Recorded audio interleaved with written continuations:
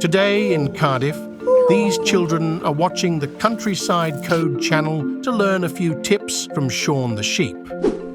Dim dal. Does it just come in?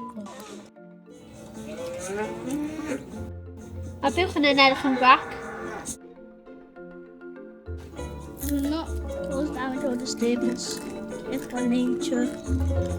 Nath nhw'n neud yn rili amlwg gyda'r fel plan fel I drefnu'ch trip cyn mynd achos so nhw'n dangos beth sy'n digwydd os beth chi ddim yn trefnu'ch trip. Definitely not literally because it can hurt animals and it's just really bad for the environment. You should take care of it because the people after us, they want to see the wildlife too.